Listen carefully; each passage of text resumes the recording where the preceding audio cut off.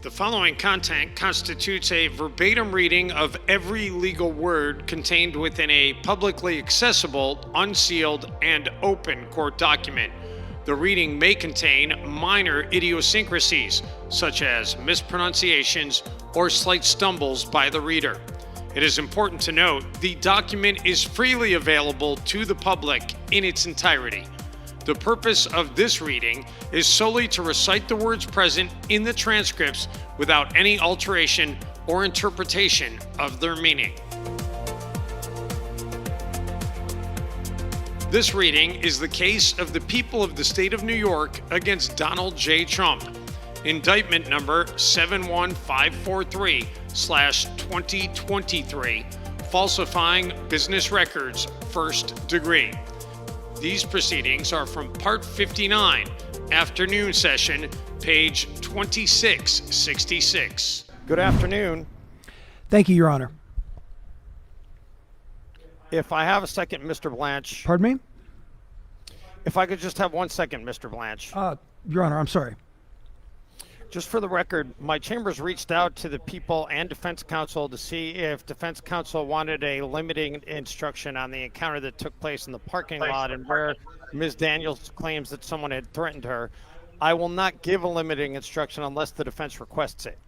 And even then, I would ask the two sides to see if you can agree on a proposed limiting instruction. I realize that you haven't had a lot of time to work on that, but I also received your email that you wanted to make an application. Please go ahead. Yes, Your Honor, thank you. We move for a mistrial based on the testimony this morning.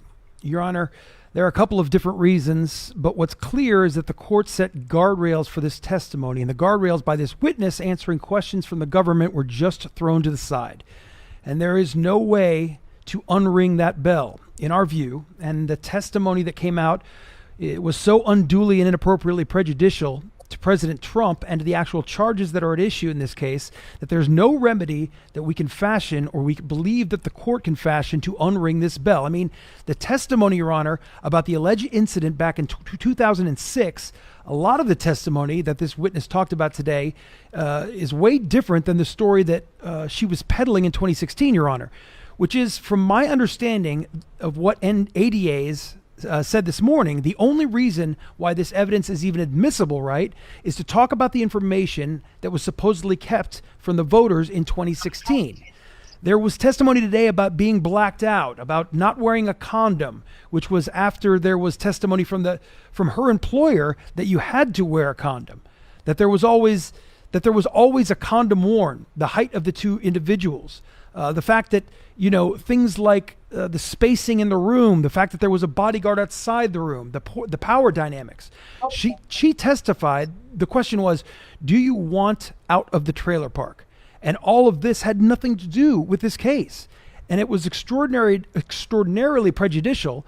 And it's something that is the only reason why the government asked those questions, aside from pure embarrassment, is to inflame the jury, to not look at the evidence that matters, but to just hear from this witness. And on top of that, Your Honor, even after the incident, there was testimony about the second alleged sexual advance sometime later on, totally irrelevant to this case. And there's no reason that we should have been elicited, Your Honor.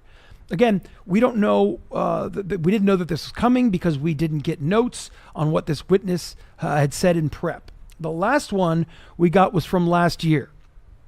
She testified that there was communications with President Trump afterwards and that she thought something bad was going to happen, that she was worried about not being safe. And then she repeatedly testified about purported alleged meetings with President Trump, and with every single one, she qualified that it was in an open place, in a public place. What's the jury to do with that? And for many of those, you sustained objections to, Judge, and that is true, but it was said repeatedly, and the jury hears that. And I'm sure that the transcript will say objection sustained, but Your Honor, it's still extraordinarily prejudicial to insert safety and safety concerns into a trial about business records. And I know Your Honor knows this, but this is exactly what President Trump was. What he raised with the court, seeking the adjournment based upon Ms. Daniels' changed testimony for years, including up to 2016, which is when she was peddling the story. She talked about a consensual encounter with President Trump that she was trying to sell. That's what Mr. Davidson talked about. That's purportedly what Mr. Cohen was told. And that's not the story that we heard today. We heard a completely different story. And the reason why that matters is because, of course, we're going to cross-examine her on the facts of her story and how that was changed. I'm sure that the government will say that we've opened the door and then we can go ahead and ask more questions, what she wants to say about what happened in 2006. But it's so prejudicial in a case about NDA and whether there were false records placed in the Trump Organization's books in 2017. And, I think Your Honor knew that this was an issue by setting up guardrails along the way this morning. But now we've heard it, and it's an issue. And it's not, how do you unring this bell? And we're not going to cross-examine, and we are going to cross-examine her shortly, presumably, and talk about, and then elicit the fact that she denied twice. There were articles that said that she denied it, that she denied that this took place. But that's not really the issue. I mean, that's not going to be the cross. The issue is that she testified today about consent, about danger. That's not the point of this case. That's not the point of her testimony. And that's not what she was peddling. Not what she was peddling. That's not in the story that she was selling in 2016, and now we're here. I mean, the last of which is the fact that just over lunch, people are already reporting, everybody's reporting, that she's suggesting consent. Again, that's a new fact, and it's extraordinarily prejudicial. And the mere fact that she says there was consent after saying she blacked out, doesn't remember anything, they only had water, but she doesn't remember anything. This is the kind of testimony that makes it impossible to come back from. I mean, not even talking about the fact that we're talking about somebody who's going to go out and campaign this afternoon and how unfair it is in that environment as well. But the government must have known that this was coming out. And it's just, we sit here listening to it and we objected to it the best that we could. But, this has nothing to do with the reason that we're here, Your Honor. And even the limited fact that she signed an NDA, the limited fact that she was selling this story over years, including at the time of the election, that's not what we heard today. That's not how the evidence came in from the witness. Of course, Your Honor cut her off several times, but there was so much, and we haven't looked at the transcript to give all the examples, and we're happy to do so if that's helpful. But how can we come back from this in a way that's fair to President Trump and in a way to make sure that this process stays exactly as it should have, which is almost whether there were false records on the Trump Organization's books and put on in 2017. So we believe, regrettably, that there should be a mistrial, and that to the extent that there is another trial, that this witness is either excluded or that her testimony is extremely limited to the guardrails, frankly, Your Honor, set this morning. Thank you, Mr. Blanche. People? Yes, thank you, Your Honor. Again, I would just note this was fully briefed by the defense in their motions in Lamine, and Your Honor did not put any guardrails on her testimony. Recognizing, of course, that this completes her account completes the narrative of the events that precipitated the falsification of business records. And this story, Your Honor, her account is highly probative of the defendant's intent, and his motive in paying this off, and making sure that the American public did not hear this before the election. It is precisely what the defendant did not want to become public. I will say, without getting into too many details, that Mr. Blanche's recitation of the fact that this is entirely new is not true. I will say that, and I'm sure that he knows this, that the account and things like the fact that a condom was not used has been out there for a very, very long time. This is not new.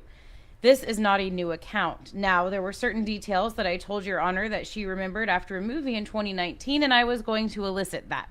You asked me not to, and I did not. But, the other thing is, Judge, they opened the door to this. So the 2011 threat to her was opened on not only in their opening when they talked about legal fees and that she was changing, coming up with this story because she's an opportunist out to make money and that she owes Mr. Trump legal fees. So they opened the door.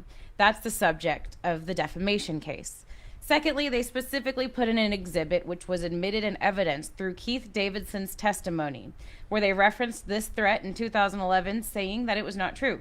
And so it was incumbent upon us to bring out those details in her direct, again, to rehabilitate credibility, where they attacked it both during Keith Davidson's testimony and on opening. So, Your Honor, we were extremely mindful of not eliciting too much testimony about the actual act. We did it initially before Your Honor even asked us to carve it back. Additionally, so there were details that were left out based on the court's instructions at the bench. There were additional details that were not brought out. But Your Honor, this stating that this is an entirely new story is not accurate. I'm certain when they were cross-examining Mrs. Daniels, some of this will come out and some of this will come out on redirect. And I know that Your Honor has mentioned that you will allow me to elicit some of it on redirect in terms of what issues came up publicly and what details were remembered at different times based on different things. But they opened the door to the threat in 2011. And now Your Honor has asked us to discuss a limiting instruction on that, and we can certainly do that. We have written one that we have written up quickly that we can discuss with defense counsel if they would like that. But Your Honor, this goes directly to her credibility, which they attacked.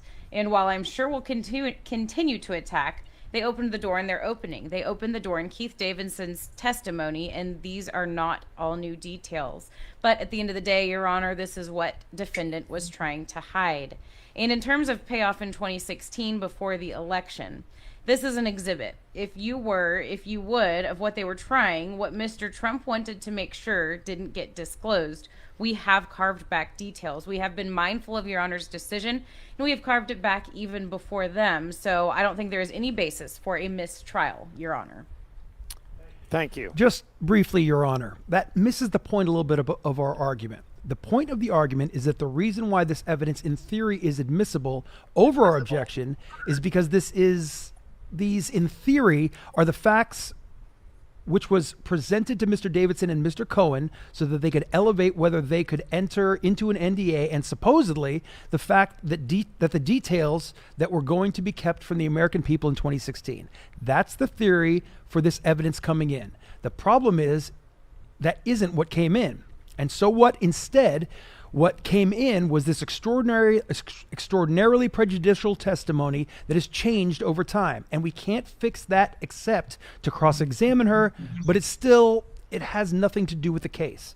The voters decided in 2016 that people are going to make a lot of that in their summation, I would expect.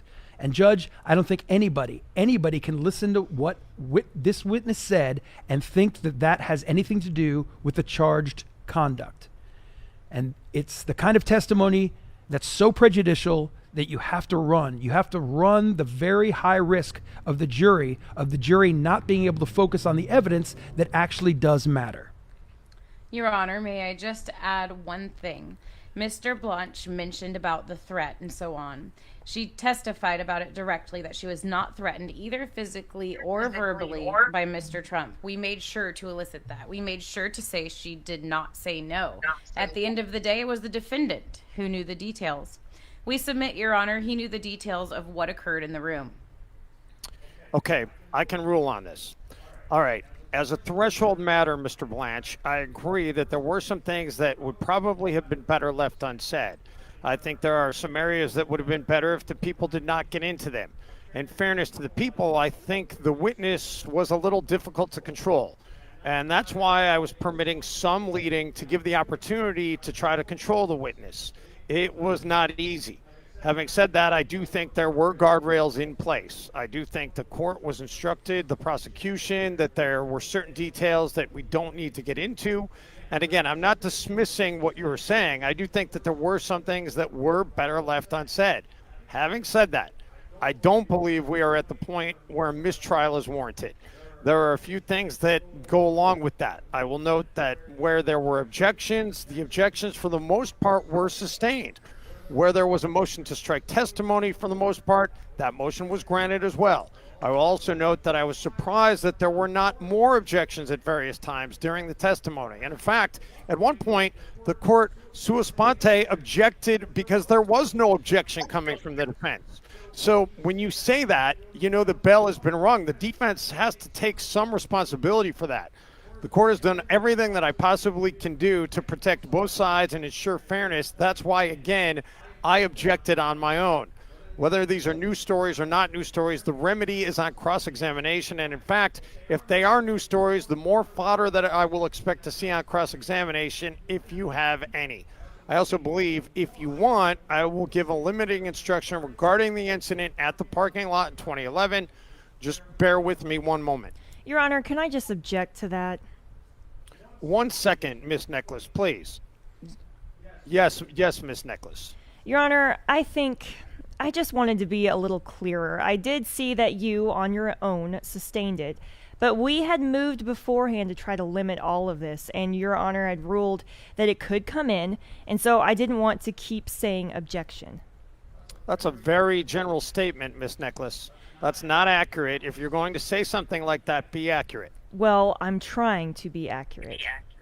For example, I sustained a request that the people not be permitted to go into, or what was it, the Roger Ailes, is that his name? I agreed with you that that would be extremely prejudicial, and I didn't want them to go into that. So I didn't agree with everything that you requested, but I did agree with some things that you asked. Right. And so based on that ruling is what we were following. That's why we were not standing up and objecting.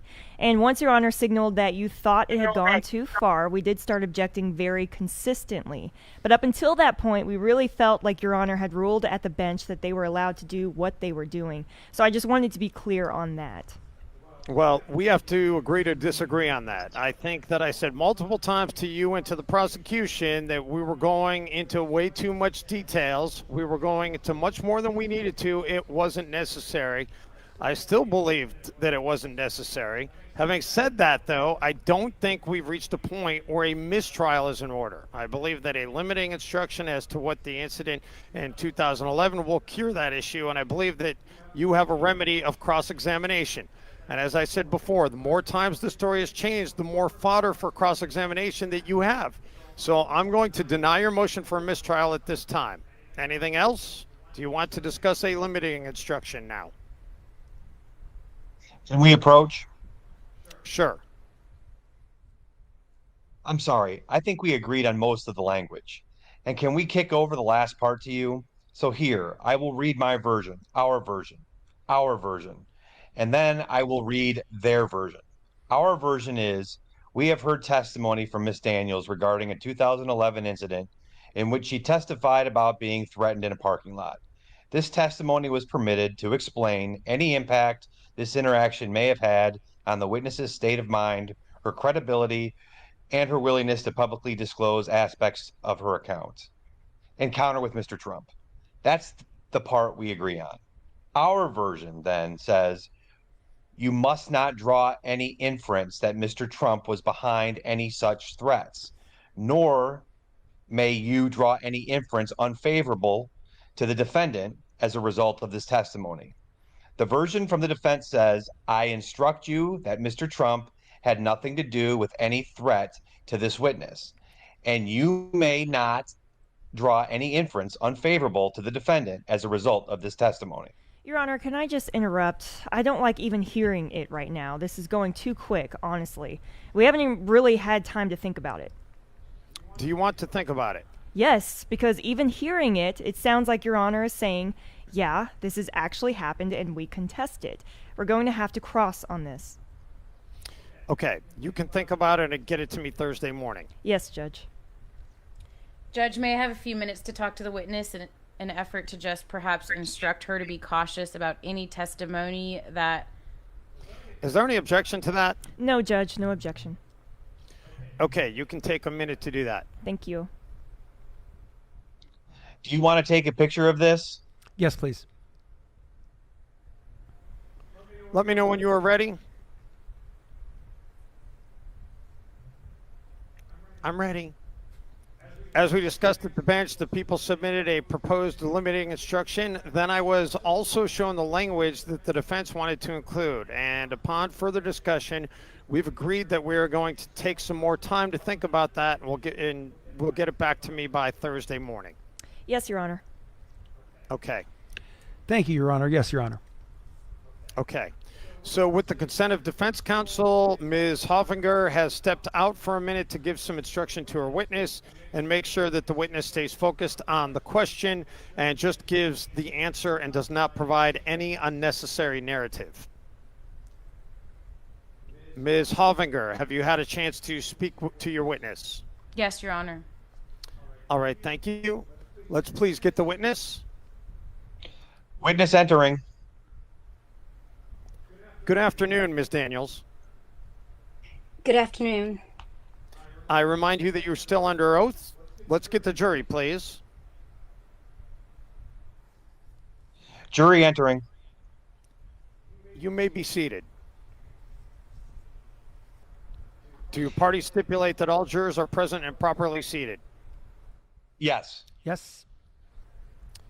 Good afternoon, jurors. I apologize for keeping you waiting. We will get started now. Ms. Hoffinger? Thank you, Your Honor. Good afternoon, Miss Daniels. Good afternoon. When we left off, we were discussing some of the delays in payment and in dealing with Michael Cohen and Mr. Trump. Let's put up what's in evidence, please, as People's Exhibit 282. And can we just start from the email at the bottom, please? Just blow that up. Can you see who this is an email from and who this is to, Mrs. Daniels? Yes. Can you read the email for us? From Keith Davidson to Michael Cohen. Michael, I have been charged by my client with forwarding the below message. We have written a statement agreement which calls for settlement payment to be sent by the end of business this past Friday, October 14, 2016. No payment was received. We spoke on Friday, October 14th, and you stated that funds would be wired today, October 17th, 2016. No funds have been received as of the sending of this email. My client informs me that she intends to cancel the settlement contract if no funds are received by 5 p.m. Pacific Standard Time today. Please call me if you have any questions, Keith. And then his number. And can you just read the top email, please? If you can blow up the top email. To Michael Cohen from Keith Davidson, please be advised that my client deems her settlement agreement canceled and void. I have no idea what that is. Ab initio. Ab initio. Please further be advised that I no longer represent her in this or any matter.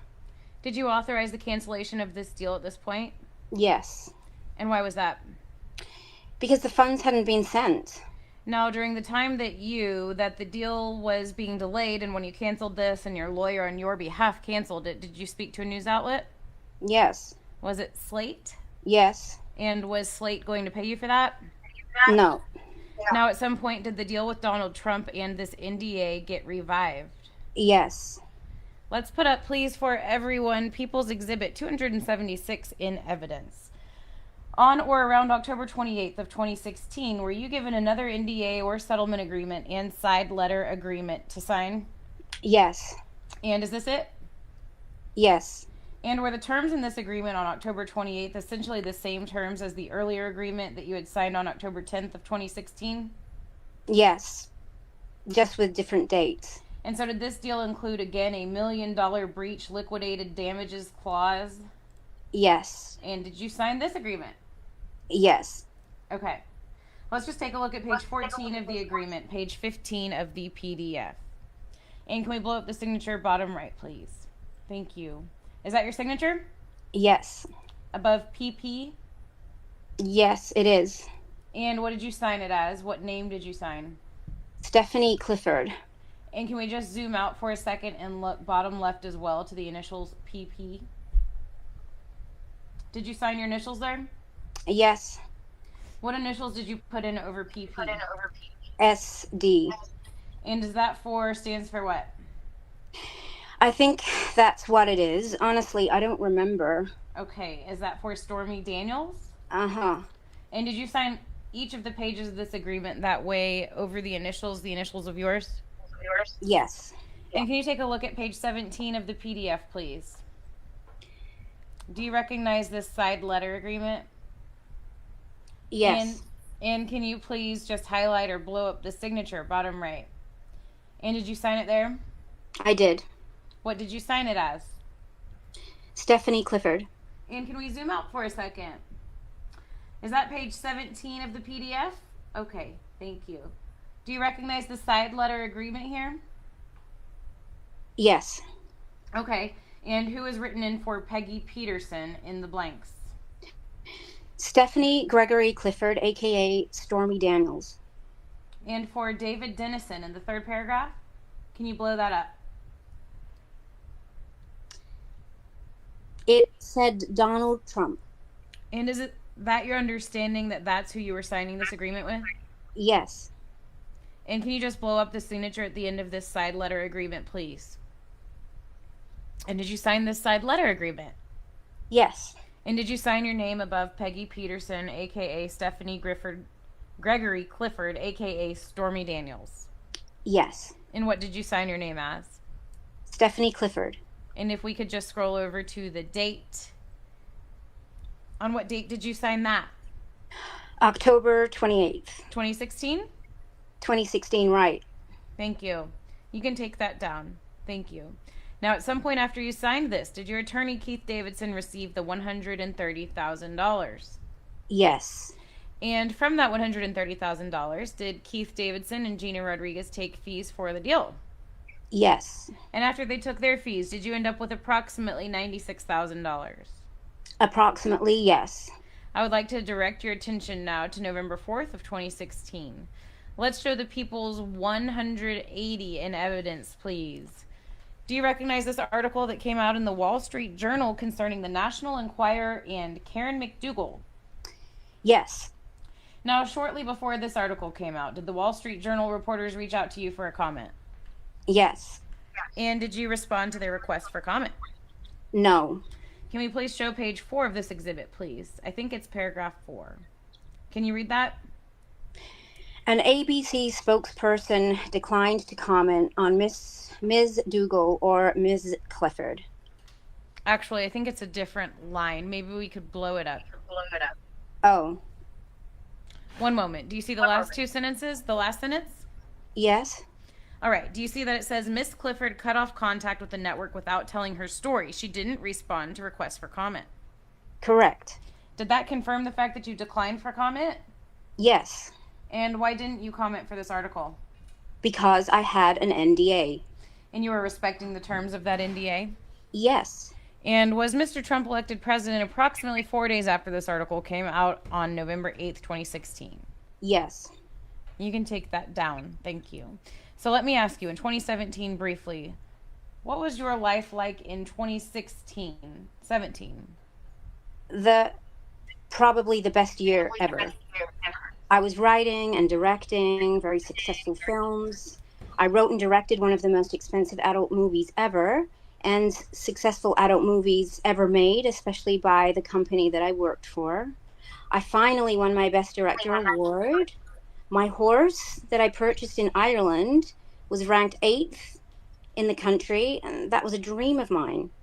My daughter was a straight-A student, and I owned a house in Texas and with really wonderful friends. My neighbors in my neighborhood, they had no idea that they lived next door to Stormy Daniels.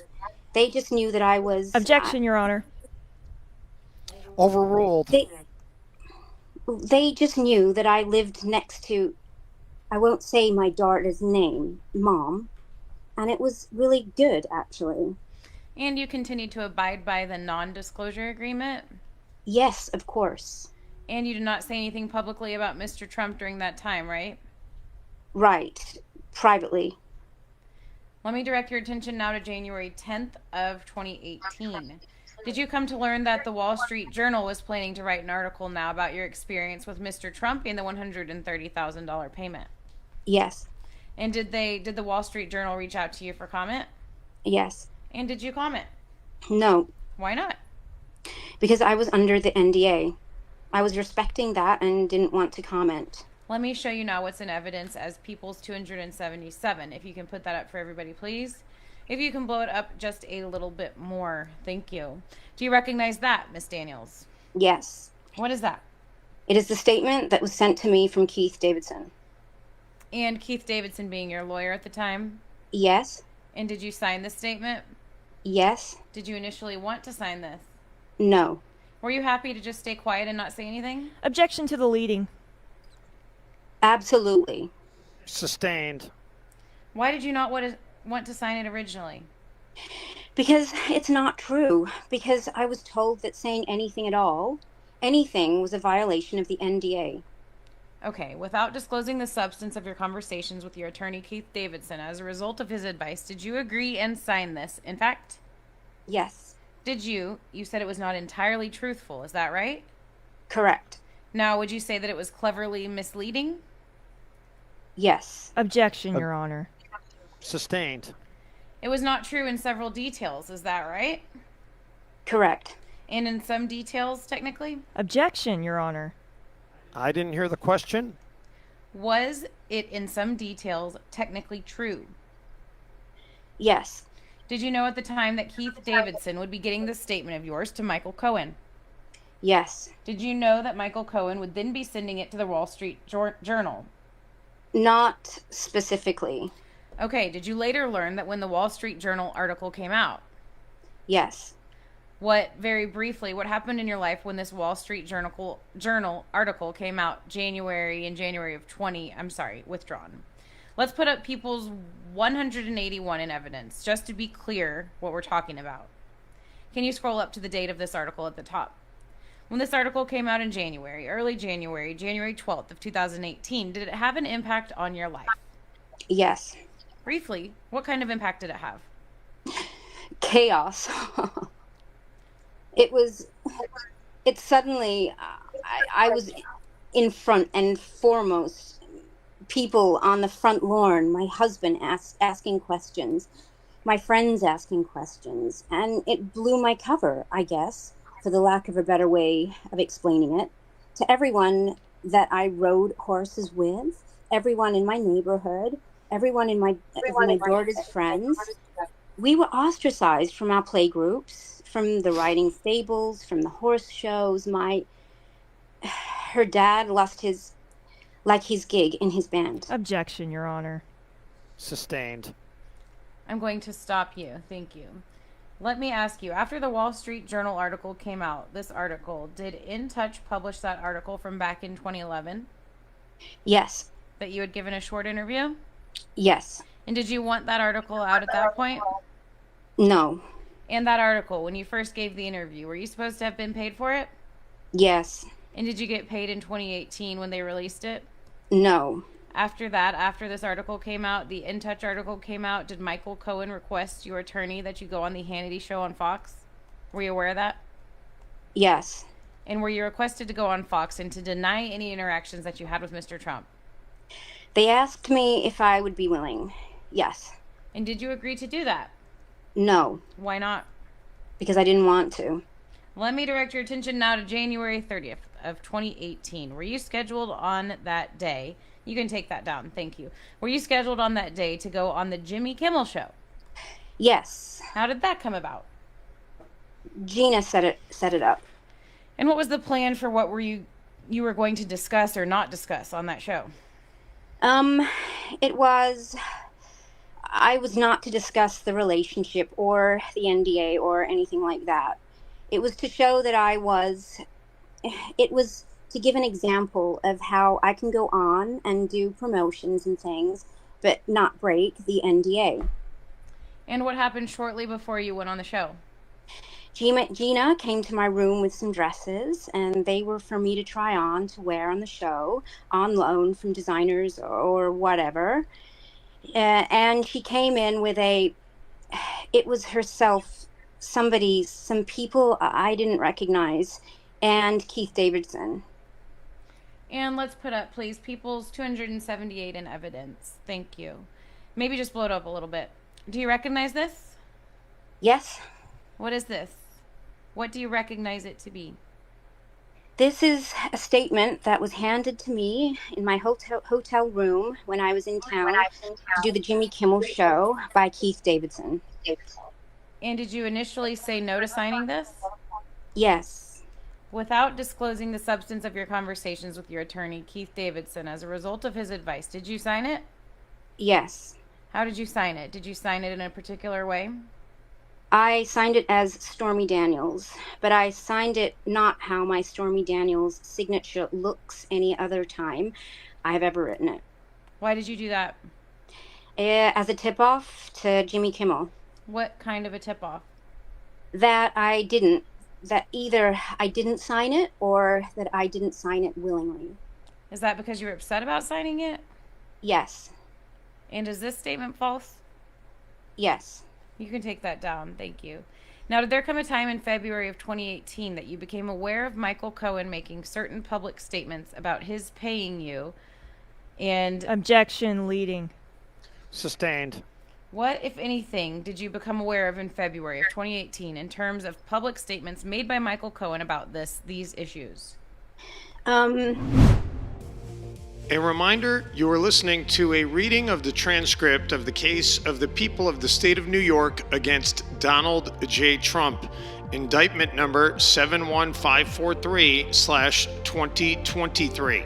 To ensure future court transcript readings of this and other cases, we kindly ask you to visit everylegalword.com and support this cause.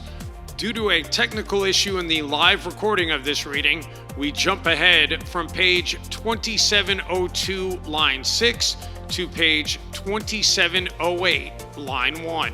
We apologize for the inconvenience. Sketch. Did Mr. Trump tweet that the sketch was essentially a con job? Yes.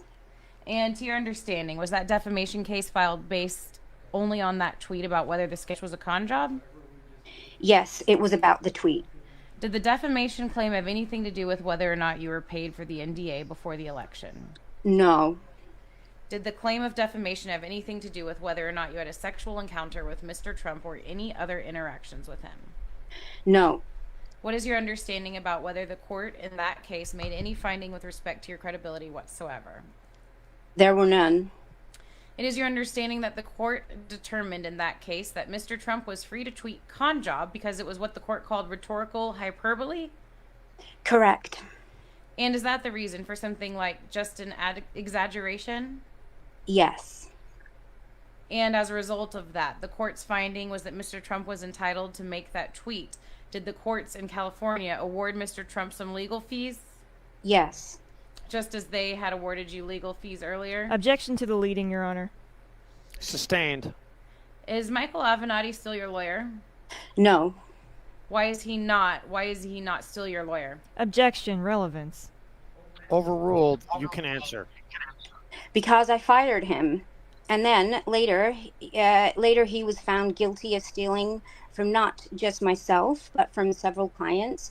And he was disbarred and is in prison. Was he found guilty in the criminal case in which you testified? Yes. And were you cross-examined in that case? Yes. And the result was that he was found guilty? Objection, Your Honor. Sustained. Move to strike that. The answer is stricken. Have you, as a result of the court in the defamation case awarding Donald Trump some legal fees and you're being awarded some legal fees in the NDA case, were some of those offset against each other so that you actually paid off some of those legal fees that the court said that you owed Mr. Trump? Objection to leading, Your Honor. I will allow it. You can answer. Yes. And have you paid yet all of the legal fees that the court said that you owe Mr. Trump as a result of the defamation case? No. Why not? I'm sorry. What was that? Why haven't you paid those yet? Because I don't have the means to pay that kind of funds and because I didn't think it was fair.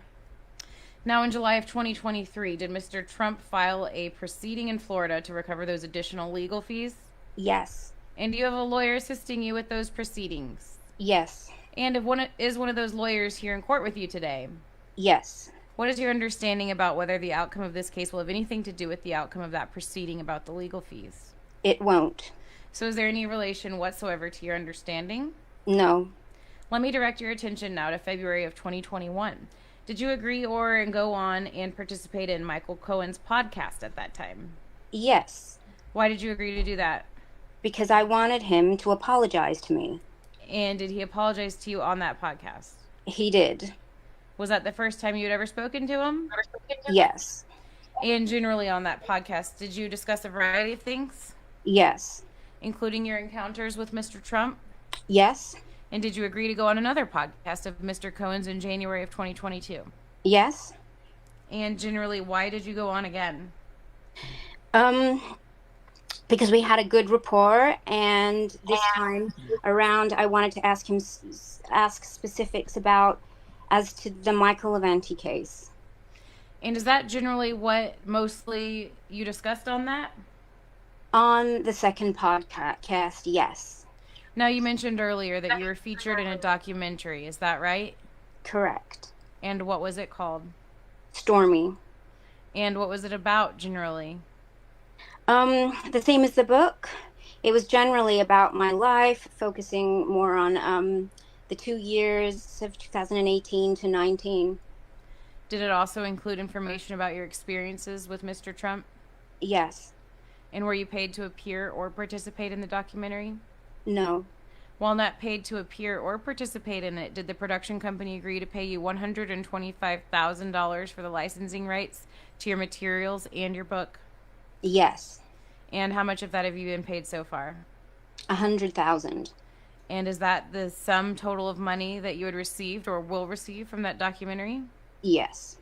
Now, in addition to the money that you received in connection with that documentary, that meaning the licensing rights, was there another reason that you agreed to do the documentary?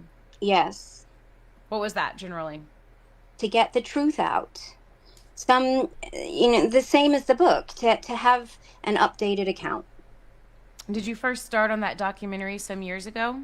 Yes, in 2018. And was that well before we gave you a subpoena to testify in this case? Yes. Can we please put up People's 408A in evidence? First, I'm going to ask you, on March 15th of 2023, did you participate in an interview by Zoom with members of our office? Yes. And we are showing you now what's in evidence as People's Exhibit 408A. What is the date of this? Well, first of all, do you recognize this? Yes. Do you recognize @real Donald Trump to be Mr. Trump's Truth Social account? Yes. And did you recognize that to be his Truth Social account at the time, which is March 2023? Yes. What's the date on this Truth Social post? March 15th, 2023. And were you aware of this post when it came out, when Mr. Trump released it? The next morning, yes. Can you read it for us, please? Maybe you might want to make it a little bit bigger, if it's possible. I can see it. I'm good. I did nothing wrong in the horse face case. I see she showed up in New York today, trying to drum up some publicity for herself. I haven't seen or spoken to her since I took a picture with her on a golf course in full golf gear, including a hat, close to 18 years ago. She knows nothing about me other than her con man lawyer, Avanti, and convinced liar and felon jailbird Michael Cohen may have schemed up. Never have I had an affair with her. Just another false accusation by a sleazebag. That's a typo, I guess, by sleazebag, period. Witch hunt, exclamation point. Who did you understand Mr. Trump to be referring to as a horse face and sleazebag in this post? Me? Had he called you horse face publicly before? Yes. And has he also called you sleazebag publicly before? Yes. Has he called you sleazebag since this post? Yes. Is Mr. Trump's statement in this Truth Social post that he hasn't seen or spoken to you since he took a picture with you on the golf course, is that true or false? False. Why is it false? Because I met him numerous times after that and spoke to him on the phone countless times. So, in other words, the times that you described here. Mm-mm. In his hotel room the next day at Trump Tower at the Ladue in LA, and this is a LA hotel in addition to... Objection to the leading, Your Honor. Yes. Sustained. Your Honor, may we approach for a moment? Sure. I just want to be inordinately careful. I'm about to ask what the effect, if any, it had on her. You previously ruled we are allowed to elicit information from subjects from these truths or tweets. What is the answer you expect? It was frightening for her. She didn't feel good about it, and I'm sure it had a chilling effect. Is that it? Or is she going to talk about threats made to her or things like that? I'll ask generally what effect it had on her seeing this. Judge, we can't unring it if she comes out and says that. I agree. I think given the discussion we had earlier, I think it's best to stay away from that. Will do. That's why I asked to approach. Thank you. Thank you, Your Honor. I have no further questions. Thank you. Your witness. Thank you. You may inquire. Thank you, Your Honor. Good afternoon, Miss Daniels. My name is Susan Nicholas. You and I have never spoken before, right? Correct. And I represent President Trump. So even though we've never spoken, you've met with the prosecutors on a number of occasions, right? Correct. And you rehearsed your testimony here, right? No. Well, according to you, the prosecutor subjected you to several grueling prep sessions, which included brutal mock cross-examinations, correct? Yes. And you say that that's not rehearsing your testimony? It's not rehearsing my testimony. But you pretended to be being cross-examined, right? My testimony was not rehearsed. That was not my question. Do you want me to repeat my question? Yes. Please. Okay. You pretended to be cross-examined, didn't you? No. Well, when you said that, just now, you agreed that you were subjected to grueling prep sessions, which included brutal mock cross-examination. Mock cross-examination means that they had someone who pretended to be cross-examining you, right? Objection, Your Honor. Overruled. You can answer. There were a lot of parts. Which would you like me to answer first? Okay. Is it correct that you had mock cross-examination done?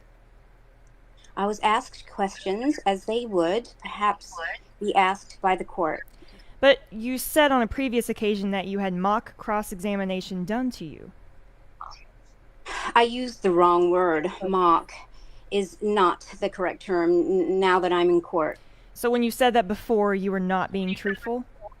I was incorrect. I did not know what true court would be like. But they asked you questions as if you were being cross-examined, right? Not exactly, no. And it was, you said, brutal sessions, right? Grueling sessions, right? True. And they were pushing you, right? The memories were hard to bring up. Yes, they were painful. And they wanted to make sure that when you came into court, you were able to present a good appearance, right? That I wouldn't be too upset. And that you would be ready for cross-exam, right? No, I don't think so. Okay. So when you said mock cross-examinations, it wasn't to get you ready for cross-exam. Right? Is that what you're saying? It was to have all of the facts. They wanted to ask to have as much information as possible. And the prosecutors began your direct testimony today by asking you why you started acting in pornography, right? Do you remember that happening this morning? They asked me why. Yes. I don't think they asked me why. Well, do you recall testifying that you started acting in pornography because you wanted to make more money, right? Correct. And it's that simple. You wanted more money, right? Don't we all want more money in our jobs? And that is why you started acting in pornography, right? To get a pay increase for my dancing, yes. That motivates you a lot in life, making more money, right? Well, it is that's what we do here. Am I correct that you hate President Trump? Yes. And you want him to go to jail, right? I want him to be held accountable. You want him to go to jail, am I correct? If he is found guilty, absolutely. And you tweeted in the past that I won't walk, I'll dance down the street when he's selected to go to jail, correct? Can you show me that's exactly what I said? That's not... Can we please pull up J2 right now, only for the witness and the parties, please? Is that your tweet? Uh-huh. Did you just laugh? Selected is in quotes because I am quoting something that someone else said because I knew that you don't get selected to go to jail. You just laughed about that, right? Objection. It's a typo. Overruled. That's why it's funny. You don't get selected to go to jail. It's not because you think this is all funny. No, absolutely not. When you say so, and that in fact is what you tweeted, right? Yes, I am quoting another tweet. You are quoting the word selected, right? Correct. And everything else is your words, right? Correct. Your words, I won't walk, I'll dance down the street when he's, quote, selected, end quote, to go to jail. Correct. And part of the reason you hate him is because you won a legal case against you and you owe him today over $500,000, right? He didn't win the case. He won attorney's fees because I was not allowed to go to court, sorry. You're suing him for defamation, right? Yes. But your lawyer was dismissed by the court, federal court in California, right?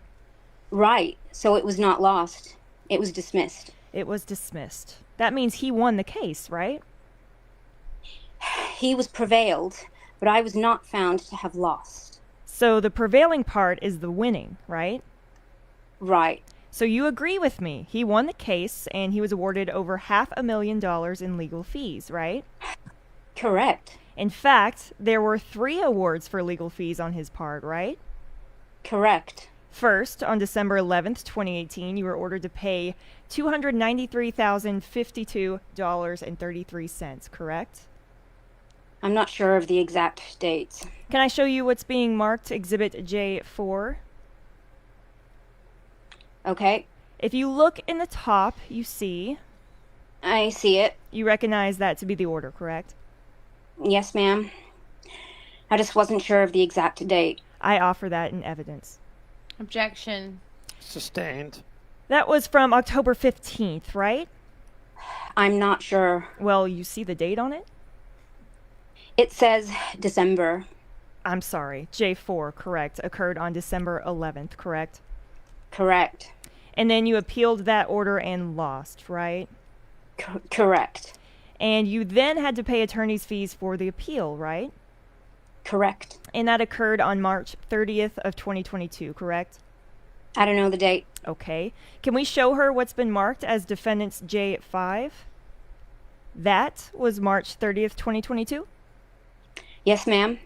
And on that date, you were ordered to pay an additional $245,209.67 to President Trump, right? Sorry. It says it's not on this page. Can you turn to the last paragraph for the witness, please, on page 10? Yes, ma'am. Yet you appealed again, right?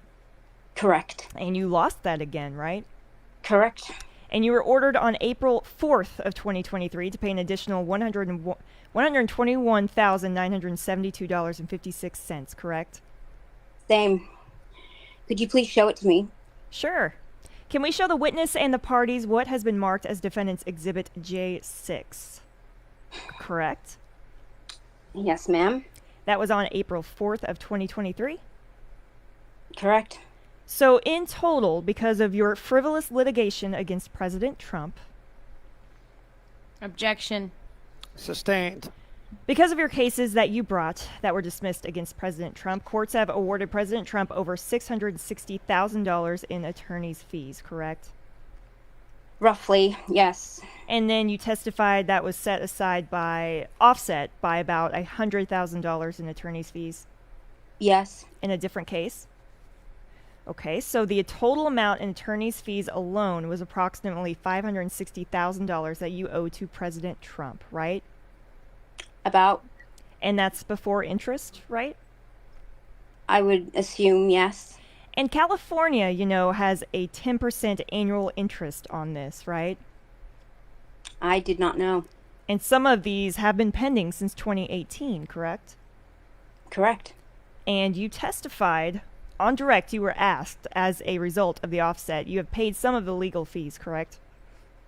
Correct. But you didn't pay anything out of your pocket, did you? You didn't take any money out of your pocket and pay to Donald Trump, did you? Object to defense counsel's voice. Sustained. Please allow her to answer. Sorry, can I hear the question again? Sure. You didn't take any money out of your pocket and pay President Trump, did you? No. In fact, you have not taken 1 penny out of your pocket to pay these awards, right? Right. And you said on direct it's because you can't afford it, right? Right. But you have money, right? We all have money. It's because you're choosing not to pay him 1 penny, President Trump, right? We all have. I don't understand the question. Well, you've chosen to disobey the court order, right? I have chosen not to make a payment while it's still pending. Yes. You have announced publicly that you will never pay President Trump the money that you owe him, right? Right. In fact, the day after the Federal Court of Appeals ordered you to pay President Trump $245,000, you tweeted, "I will go to jail before I pay a penny," correct? Correct. And I show you what has been marked as Exhibit J7. We can just show that to the witness, the parties, and the court. You recognize that as your tweet? Yep. I offer that in evidence. Objection. Sustained. Prior evidence applies. Approach. She's admitted each of these. It's not coming She in. admitted it? It's not coming in as a prior inconsistent statement alone. It's not coming in as that. It's prior evidence of bias, which is admissible to show bias and motive. You've excluded any exhibits to be admitted by them on cross. No. That's not correct. I'll allow it. Thank you. Accepted into evidence. We can show that. Is that your Twitter handle? Yes. At Stormy Daniels? Yes. And that was your tweet on March 21st of 2022, right? Correct. And that was right when the Court of Appeals had ordered you to pay money, right? Roughly, yes. And that was what you were saying, I don't care about a federal court order, right? That is me saying that I will not pay for telling the truth. Well, it was a federal court order. You understood, right? Objection. Asked and answered. Overruled. You can answer. That's not what I was responding to. Well, My motivation was because I was telling the truth. Miss Daniels, you understand that there's no question standing, right? Objection. Sustained. You're correct. Can you ask the witness to respond? Sure. Please wait until there's a question and then you can answer the question.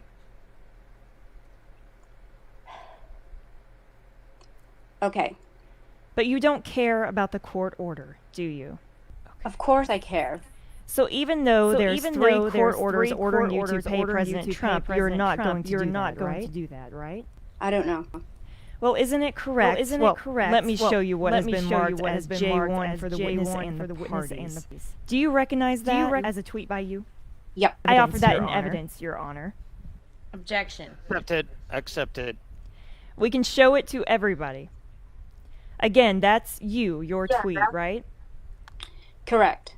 And it's you, again, saying, I don't owe him shit, and I'll never give that orange turd a dime, right? Correct. And that's you calling President Trump names, right? In relation for what he said to me, yes. And that's you making fun of how he looks, right? Correct. So when you were asked on your direct examination if he called you horseface, you call him names all the time, right? Yes. You despise him, and you made fun of how he looks, right? Because he made fun of me first. So one of you started it, but you both continue it, right? Correct. But in any case, you also avowed that you will never give him a dime, right? Objection. Asked and answered. Sustained. To be clear, at the time that you made this tweet, there were already 3 federal court orders. Objection. Or 2 ordering you to pay money, right? Sustained. Now, you know that debtors are required to fill out a form under penalty of perjury disclosing their accounts, right? Yes. You testified on the record that there is a case in Florida against you by Donald Trump trying to collect money, right? Yes. And you're required to fill out that form, right? Yes. And you have totally refused to fill out that form for ages, correct? False. Well, am I correct that you gave an interview with Jeff Toobin where you said you were not going to fill out that form? It is being filled out, to my knowledge. You'd have to ask my attorney. Did you understand the question? She answered the question. She did. Did you give an interview to Jeff Toobin where you said you were not going to fill out the form? I didn't. Why don't you start again? Thank you. Do you recall giving an interview to Jeff Toobin where you said you would not fill out that form? Yes. And your lawyer was asking you to fill out the form, and you said, I'm fully prepared to go to jail before doing this, right? Correct. They were asking me questions about my daughter on that form. Well, the form asked your daughter's name in one place, right? Yes. But other than that, the form is entirely only about your assets, right? I don't remember. My attorney sent it to me. Okay. Well, now you say you filled out the form, right? Filled out parts of it, and my attorney did it for me. Let me show you what has been marked as J10A. J10A. Do you recognize that as the form? It was an email from my attorney, so I think so. I'm not sure. We can turn to the next page, J10B. And if we turn to page 3 of that, you see that's a fact and information sheet for you. Yes. I offer this in evidence. Objection. Sustained. This has my address. Well, let me ask you, you only partially filled this form out, right? Objection. Sustained. Can I approach? That's got my address. A reminder, you are listening to a reading of the transcript of the case of the people of the state of New York against Donald J. Trump, indictment number 71543/2023. To ensure future court transcript readings of this and other cases, we kindly ask you to visit everylegalword.com and support this cause. We now resume this reading where we left off. We're getting way down the road now in that case. Now, I understand they opened the door on bias concerning the legal fees, and there's been a lot of testimony elicited. But at this point, this is entirely collateral. I agree. I allowed you to introduce one or two other pieces of evidence that are really collateral. I allowed you to introduce them. I don't see why you need this. I don't need to put it in. I just want to question her about she lied about her assets and is trying to hide her assets. Okay. That's all I wanted the document for. She turned to me. She looked very fearful and she said, "That's got my address." You asked her approach and she said, "That's got my address." She's very much afraid of this form. Ask the questions you want to ask her. I would block off the address. I can appreciate that. We don't need to put that in. I want to ask her about lying about the form. You can ask her, sure. Miss Daniels, if you could turn your attention, if we can show for the witness and the parties only, page... Well, just to be clear, this is a fact information sheet having to do with you, correct? Yes. Judge, may we approach? Take that down, please. You're not offering that into evidence. It's being shown to the parties because she's very much afraid of your client seeing that address. That's what I was communicating to you before. Why don't you just ask her questions about the form? I was going to turn to a different page. I wanted to ask her, I wanted to see, she says she has no money in her bank account. Why don't you ask her first? This is an unsigned form. I don't know what we're asking about. There is no signature on this form. She's not entitled to ask her about a form that's got information that is not signed by anybody. Has this form been filed? Her lawyer sent it to President Trump's lawyer. You can look at it. It got filed with the court? It doesn't get filed, is my understanding. It's not signed. Can I see the form? Yes. It's entirely unsigned. This is the entire form? Yes. At least that's the entire form I received.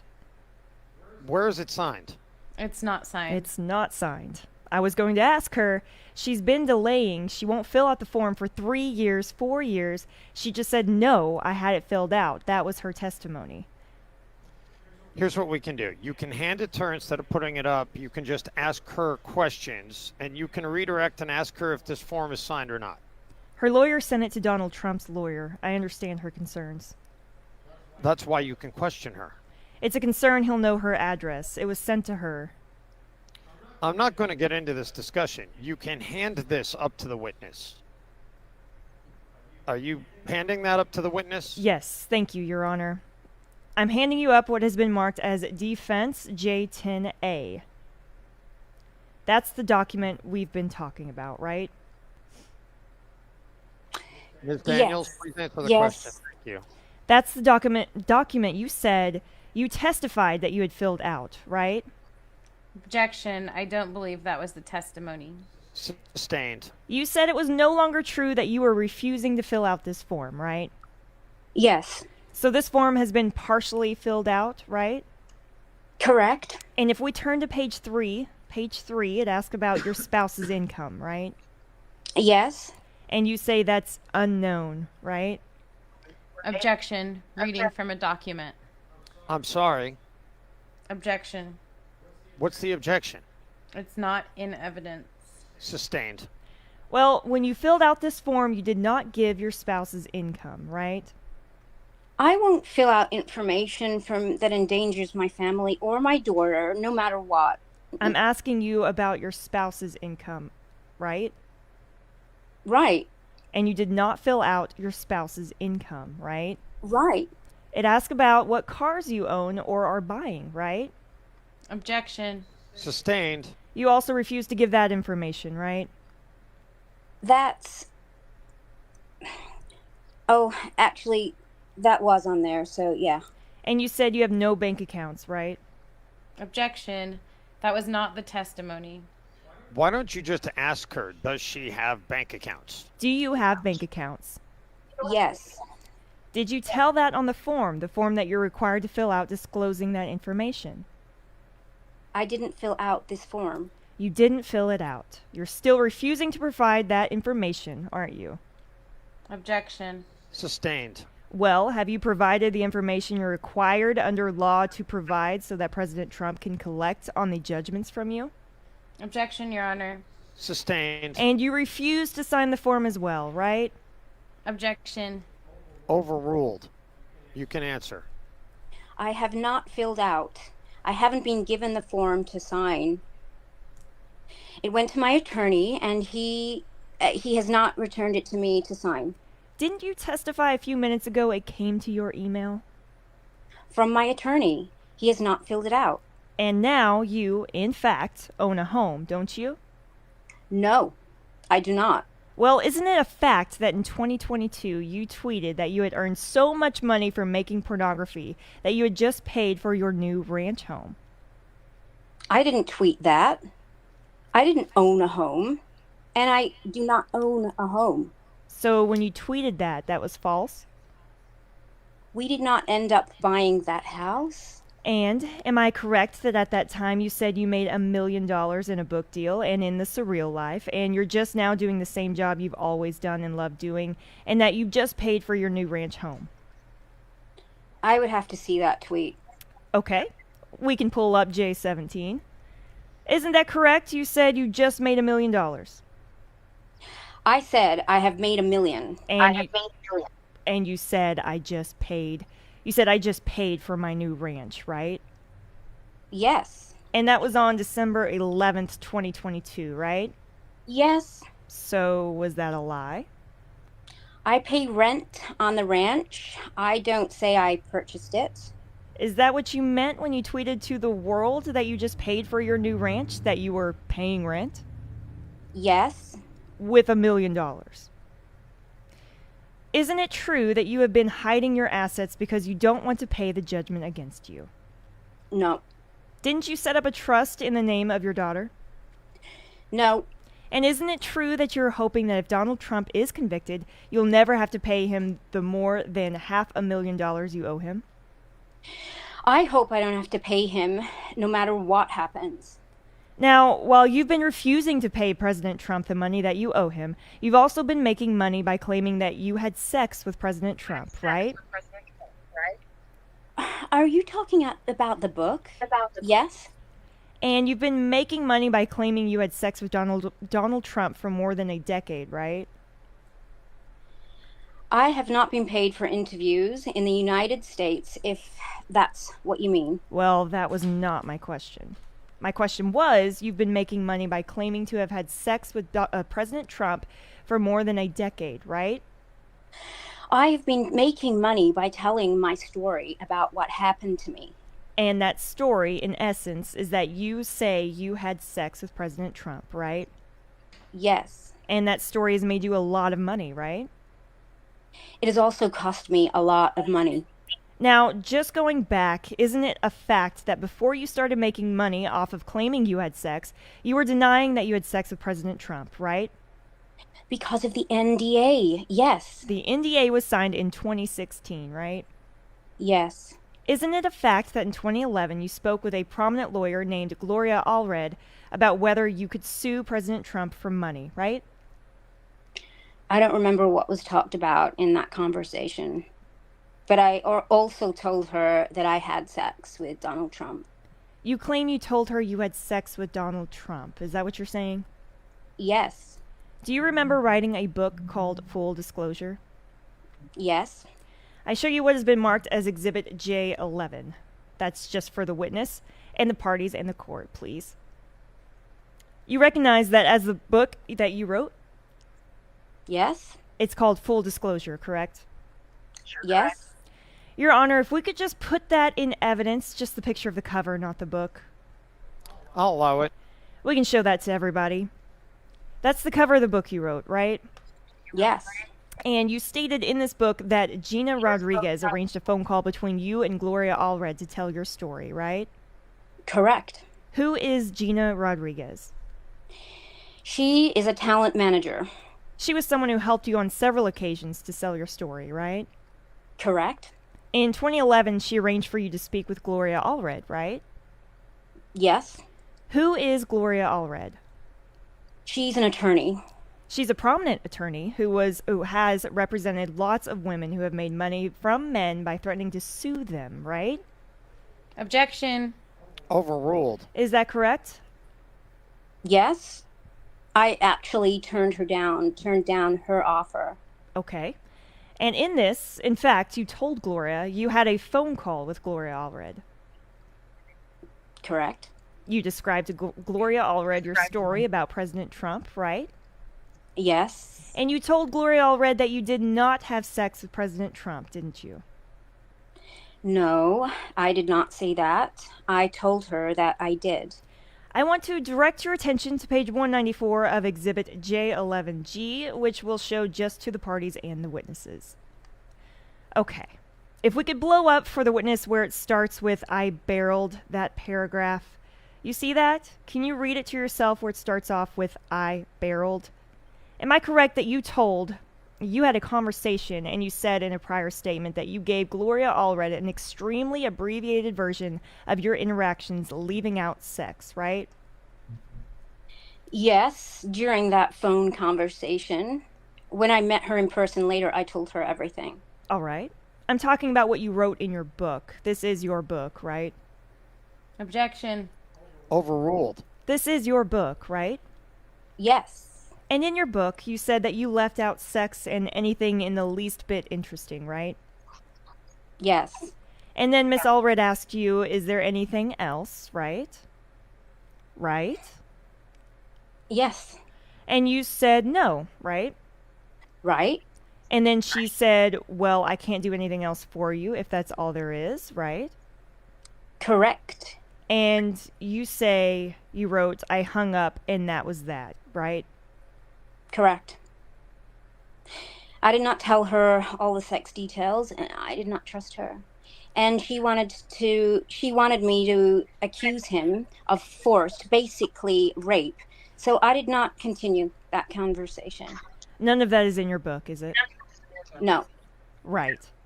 You're making this up as you sit there, right? No. Well, you wrote a whole book and you specifically described that encounter and you didn't say anything like you just said, right? Which is why I said it's an abbreviated version of my interaction, leaving out the sex part. I'm pretty sure that backs up my story. You said it's an abbreviated version of your interaction with Donald Trump, right? Abbreviated means I left out all of the details, including the sex, because she wanted to force me into saying things that were not true. Meaning you didn't tell Gloria Allred anything about sex, right? Objection. Sustained. You learned from that, did you not, that a story about President Trump that doesn't include sex will make you no money, right? It taught me that I should tell the truth and not just trust people that I don't feel like I could trust, and she was one of them. In other words, it taught you that if you want to make money off of President Trump, you better talk about sex, right? No. Although that does seem to be the case, exactly. So the next time you tried to sell your story about President Trump, you did, in fact, change your story and say you had sex, right? I don't know what time you're talking about. Well, in 2011, you tried to sell In Touch magazine a story about you having sex with President Trump, right? The first time I told the story about having sex with Donald Trump was in 2007, so there wasn't a next time. Well, your conversation with Gloria Allred was in 2011, right? Right. It was in the fall of 2011. In Touch was in the spring of 2011. When was your baby born?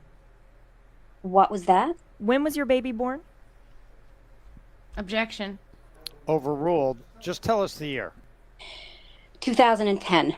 And when you described that interaction with Gloria Allred in your book, you said it was right after the baby was born, right? She was an infant. And in fact, your conversation, you had a series of phone conversations with a reporter named Jordy McGraw from In Touch magazine, right? Right? And she taped your conversations, right? I don't know. And later, a transcript of it was published, right? It was published. I don't know if she records the conversations or if she takes notes. In 2011, when you were trying, you had those conversations. You were trying to sell your story, correct, about President Trump, right? Which conversations?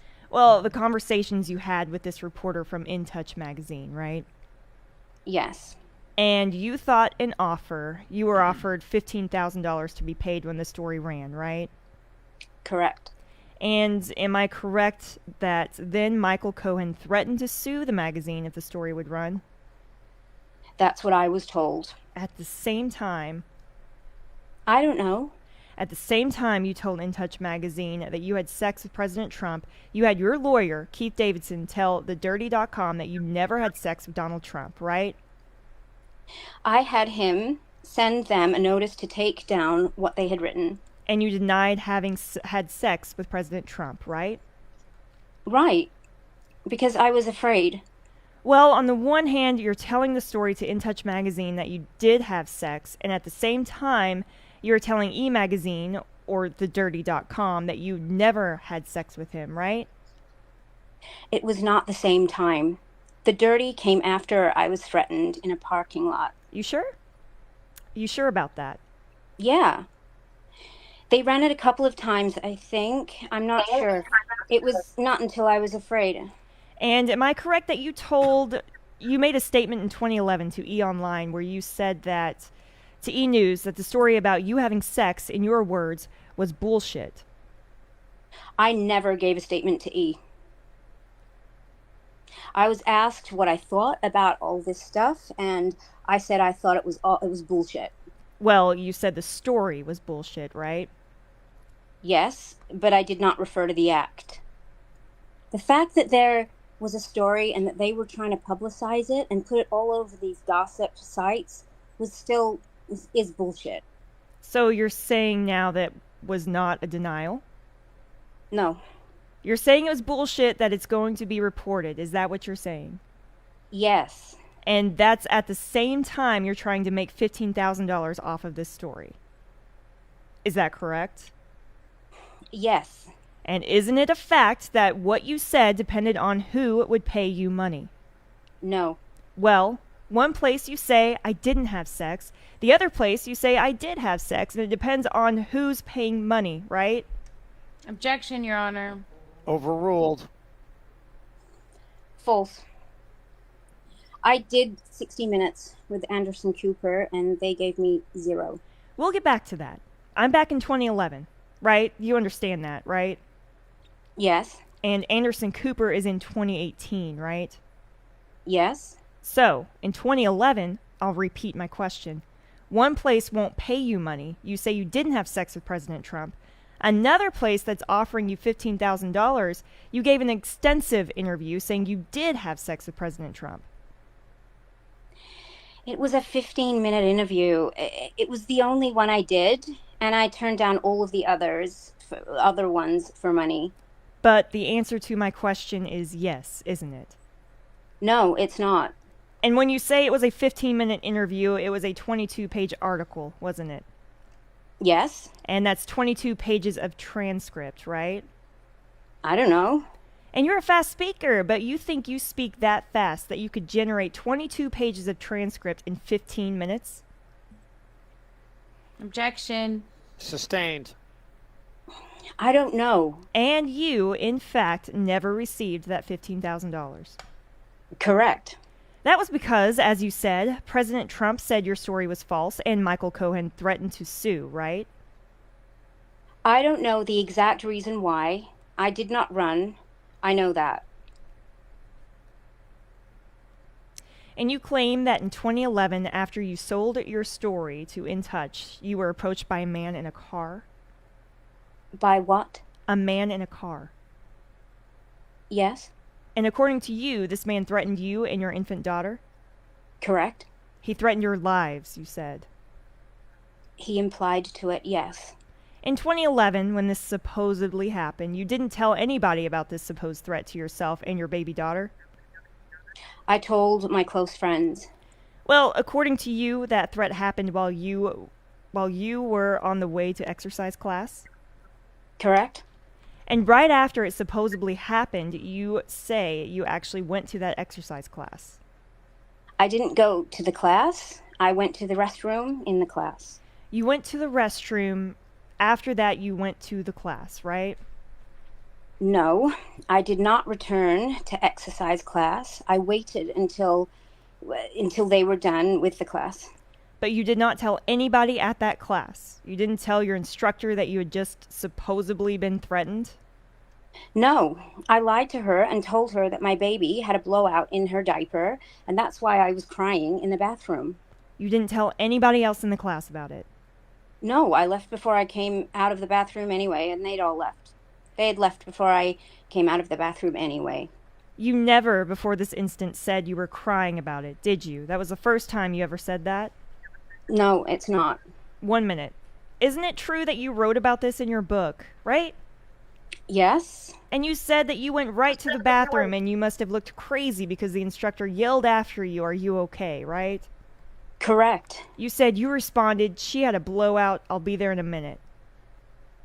I was afraid to tell anyone. I was alone in the bathroom. I held my baby close, instinctively, covering her head, as I stared at myself in the mirror.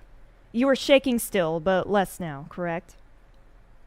Correct. You didn't say I was lying and the instructor saw me crying, did you? Yes, I did. I said she had a blowout. That is a lie. That is not telling the truth. Then, in fact, in the same book, you said that I went and did the class, told no one what was happening in the parking lot, right? Yes, I went to the class afterwards. Everybody was gone. Told my instructor that she had an accident, and that was it. When you wrote, "I went and did the class," you didn't mean to say I did the exercise class? It was incorrect. I did not do the class. So you wrote a book saying that you did the class, and now you're saying you didn't do the class. I did not do the class. There is no way I could have possibly done exercises as scared as I was. In any case, you didn't tell anybody in the class about it, right? No, I wasn't close with any of those women anyway. You didn't call the police, did you? No. You didn't even tell your husband, who is the father of the child who you claim was threatened, right? Correct. The first time you publicly told this story that was about a supposed threat to your life was in 2018, right? I don't remember. Well, it was on the Anderson Cooper show, wasn't it? Publicly in like an interview. Yes, yes. I know I had told it before that because I had told it before that because a colleague told it in an interview she did about me. She was the only person that I called that day or the next day after it happened. At the time, though, in your book, you said you told no one, right? Yes. Now you claim you told a colleague? Uh-huh. After, not that day. But you wrote you told nobody about this story.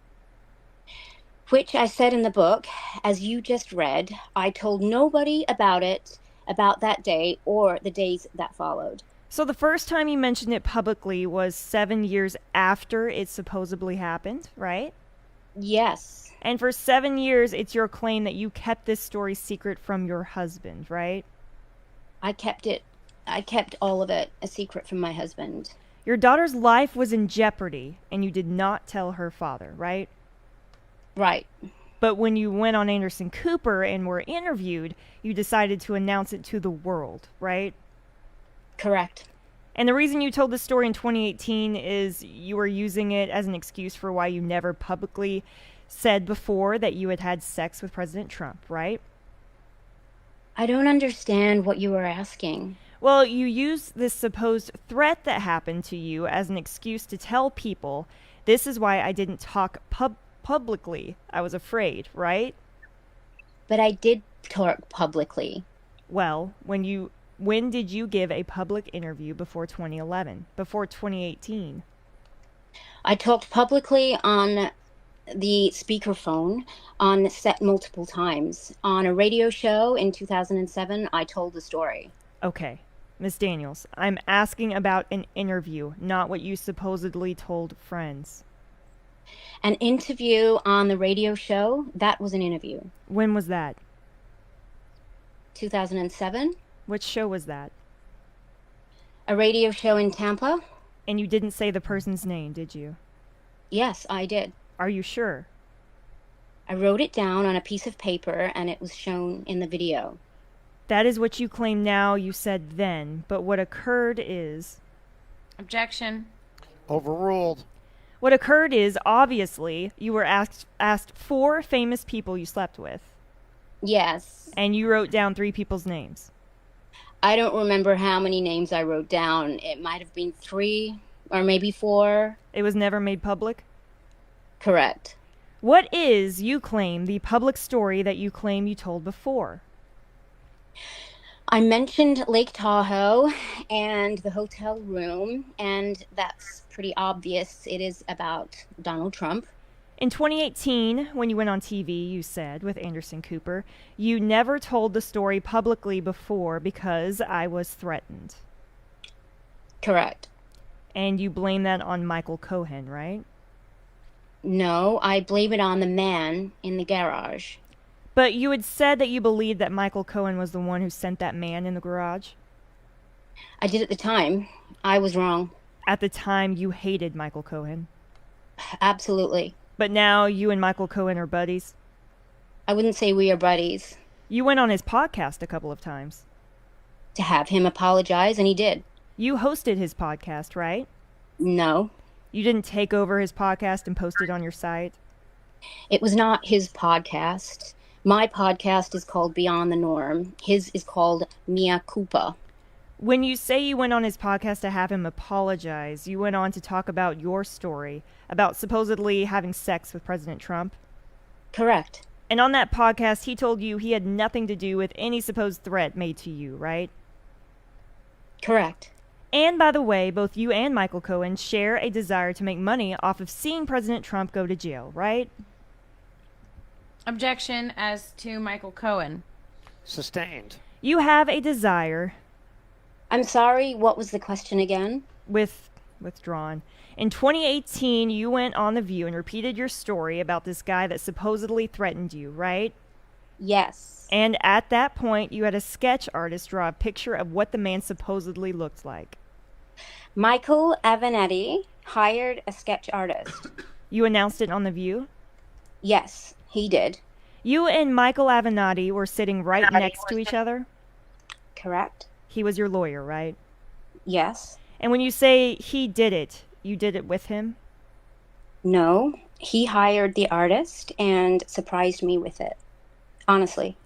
And you and Michael Avenatti offered a $100,000 reward for anyone who could identify this supposed assailant. Michael Avenatti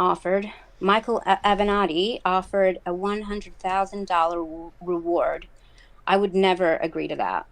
Michael Avenatti never had to pay that $100,000 reward, did he? No. Because no one ever came forward and said, I know who this man might be. A lot of people did. Either none of them checked out or he didn't follow up on it. He definitely got a lot of hits. That's because this man never existed? He absolutely existed. The whole story was made up? No, none of it was made. Can we take an afternoon break? Would you like to take a break? Yes. All right, jurors, let's take an afternoon break. You can all step out. You may be seated. Continued case on trial. I imagine we're going to continue on Thursday. How late are we going? If we have to continue to Thursday, we will stop at 4:30. Then I imagine there is some redirect. Yes, Your Honor. Witness entering. Let's get the jury.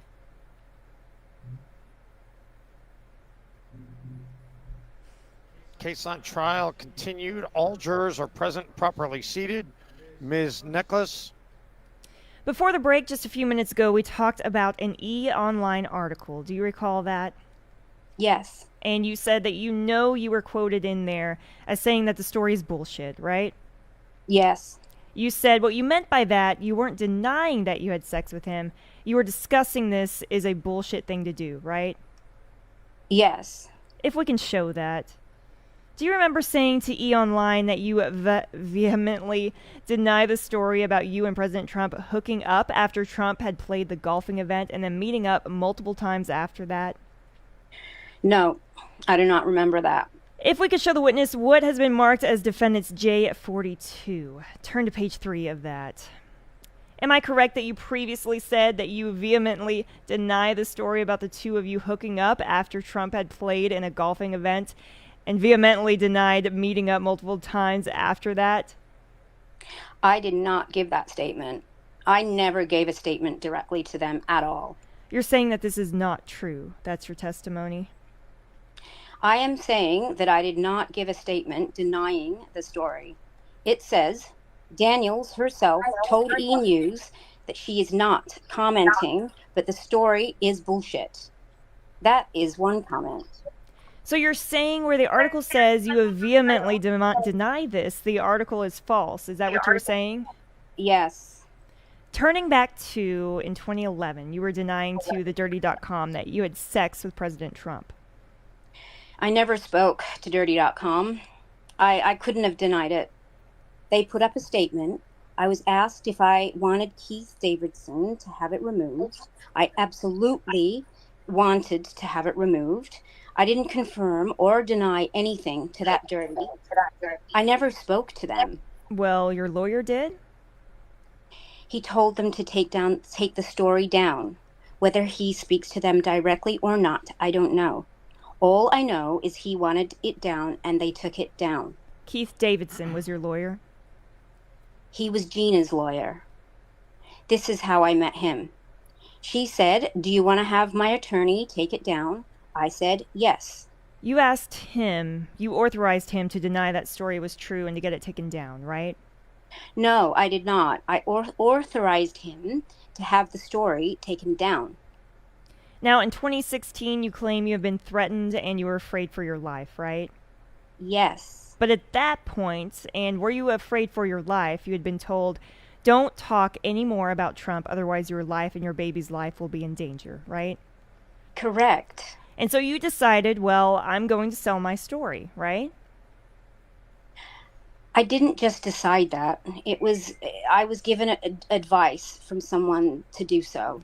You were given advice, according to you, that instead of staying quiet because your life was threatened, instead, the best thing to do was to go out and sell your story, right? Yes, I was very different and much braver person. in 2016 than I was in 2011. Because Donald Trump was not just a guy on television, he was running for president. I was more afraid for my situation. The attorney told me, get high, stay light, get out in front where you are safe, hide in plain view. In 2011, your story wasn't worth much money.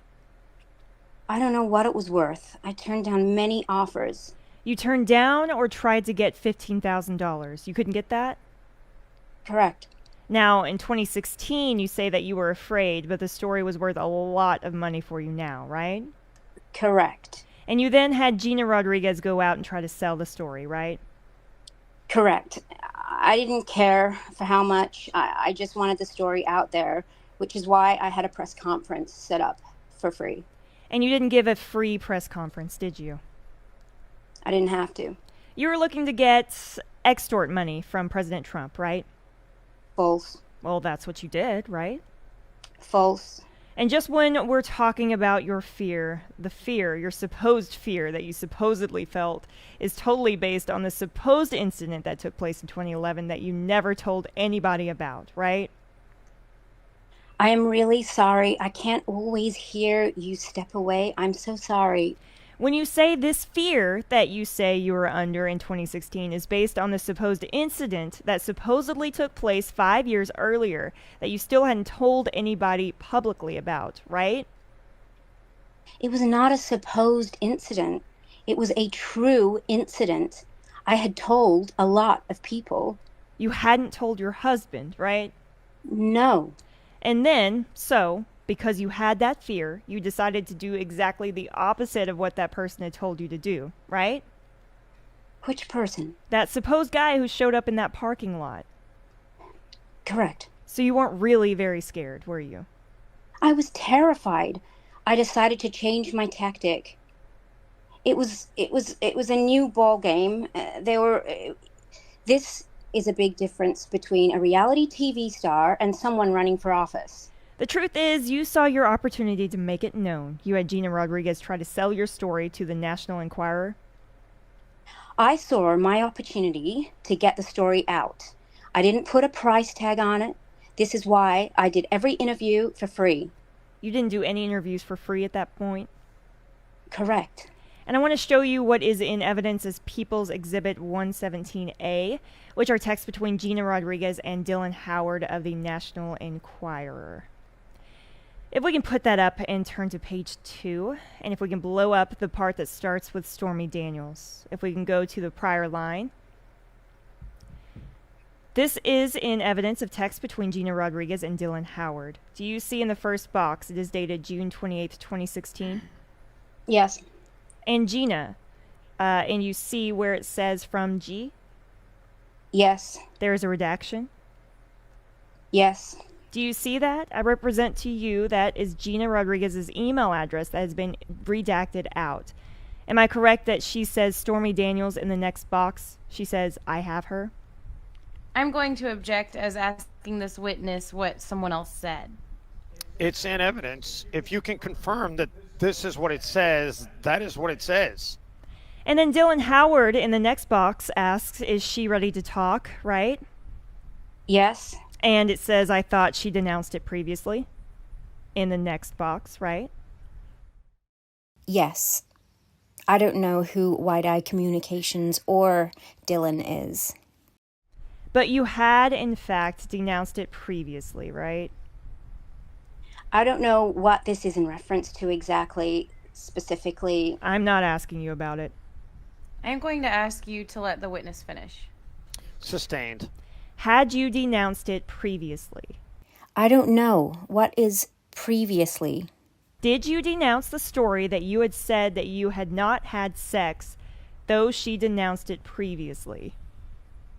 I don't want to confirm or deny something when I don't know what they are talking about. When you look at the next box, she said, from Gina Rodriguez, she said, she will do it under 2 conditions. If you can go to the next box.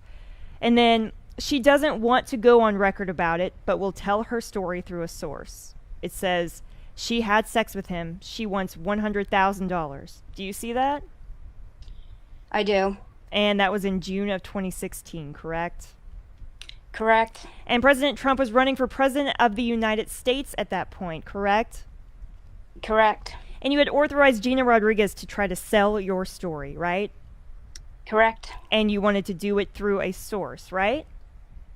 Once again, I don't know what this is specifically talking about. I don't know who Dylan is. I don't know who YD Communications is. She doesn't want to go on record about it, but will tell the story through a source. I don't know which specific story.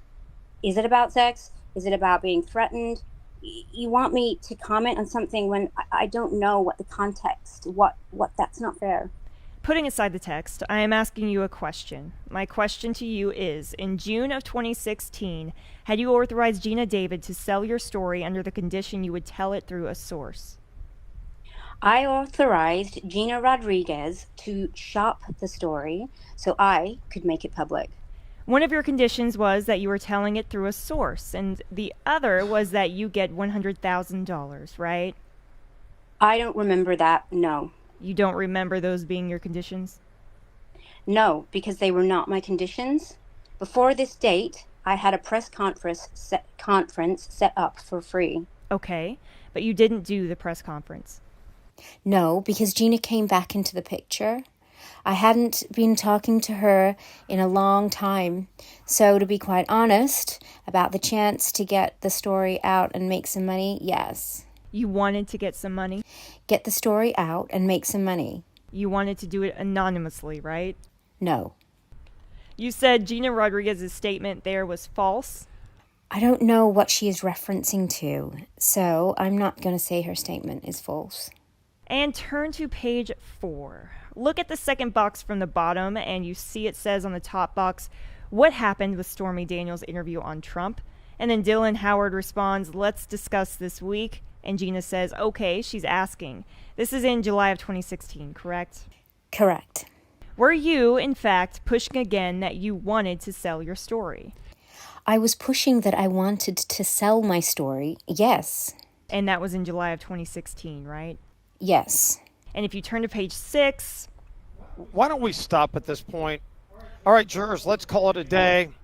All right, I remind you to please not talk either among yourselves or with anyone else about anything related to the case. Please continue to keep an open mind. Do not form or express an opinion about the defendant's guilt or innocence until all the evidence is in, and I have given you my final instructions on the law, and I've directed you to begin your deliberations. Do not request, accept, agree, or agree to accept or discuss with any person the receipt or acceptance of any payment or benefit in return for supplying any information concerning the trial. Report directly to me any incident within your knowledge involving any attempt by any person to improperly influence you or members of the jury. Do not visit or view any of the locations discussed in the testimony, and do not use any program or electronic device to search for or view any locations discussed in the testimony. Do not read, view, or listen to any accounts or discussions of the case that includes the reading or the listening to the reading of any transcripts of the trial or the reading of any posts on any court sites. Do not attempt to research any fact, issue, or law related to the case. Do not communicate with anyone about the case or the people involved in the case, and that means including by telephone, text messages, emails, chat rooms, blogs, or the internet. Do not search for any information about the case or the law which applies to the case or the people involved in the case. I will see you all on Thursday morning. Ms. Daniels, you can step out. Thank you, sir. Is there anything else we need to discuss at this time? No, Your Honor. Thank you. I will see you Thursday. Thank you. You have been listening to a verbatim reading of every legal word contained within a publicly accessible, unsealed, and open court document. The reading may have contained minor idiosyncrasies such as mispronunciations or slight stumbles by the reader. It is important to note the document is freely available to the public in its entirety. The purpose of this reading was solely to recite the words present in the transcripts without any alteration or interpretation of their meaning. To support this endeavor, please visit everylegalword.com. Thank you for listening.